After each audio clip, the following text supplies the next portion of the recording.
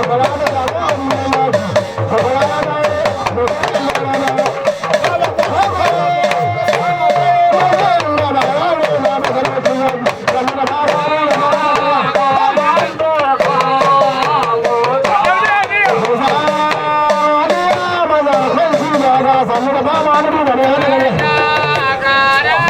hấp dẫn.